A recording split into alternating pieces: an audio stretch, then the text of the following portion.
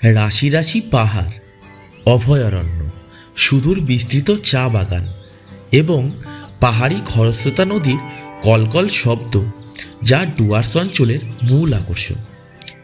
আর এই সমস্ত কিছুর স্বাদ কিন্তু আপনি পেতে পারেন এই জায়গায়। আজ আপনাদের এমন একটি জায়গায় নিয়ে যাব যেখানে গিয়ে মনে হবেই ভ্রমণ যেন সার্থক।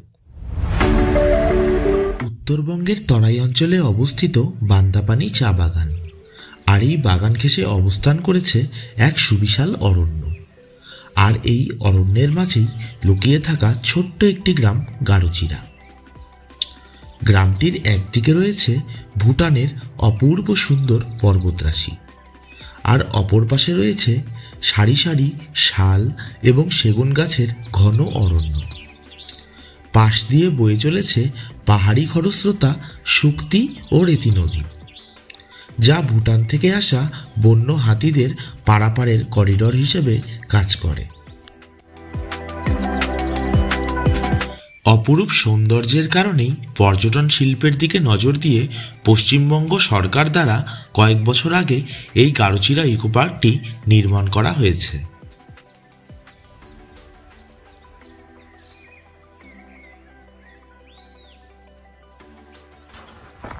আজকে আমরা আবারও চলে এসেছি আরেকটি নতুন জায়গায়, গারোচিরা ইকো ভিলেজ ট্যুরিজম রিসর্টে। উত্তরবঙ্গের কিছু বিশেষ জায়গাগুলির মধ্যে এটাও কিন্তু একটি। তো আমরাও এবার ঘুরে দেখব জায়গাটিতে এবং তারপর বলবো জায়গাটির সম্বন্ধে বিশদে। ধন্যবাদ। প্রথমে আমরা জলপাইগুড়ি থেকে পৌঁছে গিয়েছিলাম বীরপাড়াতে। মেইন ট্রাফিক থেকে বাঁদিকের বাঁক নিয়ে মার্কেট হয়ে সোজা পথে লঙ্কাপাড়া, তারপর আবারও বাম দিক দিয়ে মাকড়াপাড়া রোড হয়ে আঁকাবাঁকা পথে গারোচিরা ইকো পার্কের রাস্তায়।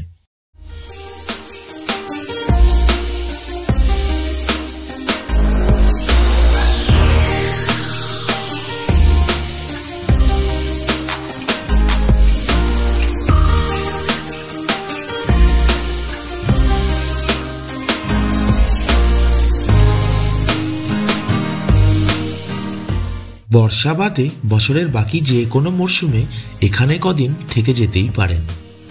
জায়গাটি আলিপুরদুয়ার এবং জলপাইগুড়ি থেকে প্রায় সমদূরত্বে অবস্থিত। চারিপাশের নিঝুম পরিবেশে পাখিদের কোলাহল এবং নদী, পাহাড়, জঙ্গল ও চা বাগানের মন কাড়া সৌন্দর্য বিশেষভাবে উপভোগ্য। গল্প করতে করতে আমরা পৌঁছে গেলাম আমাদের গন্তব্যে। প্রথমে একটু ঘুরে দেখলাম রিসর্টটি।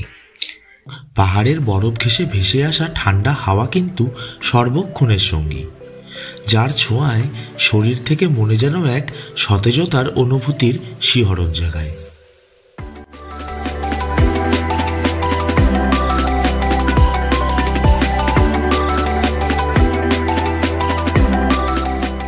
তারপর আমরা খাওয়া দাওয়া সেরে সন্ধে নামার আগেই বেরিয়ে পড়লাম বাড়ির উদ্দেশ্যে।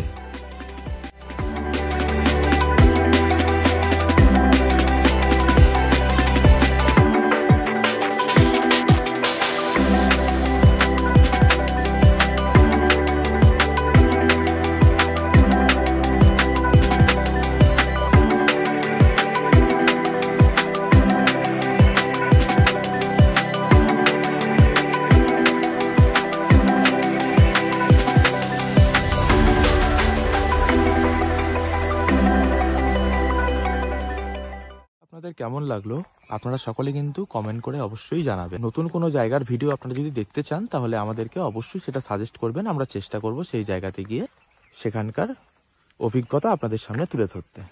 ধন্যবাদ।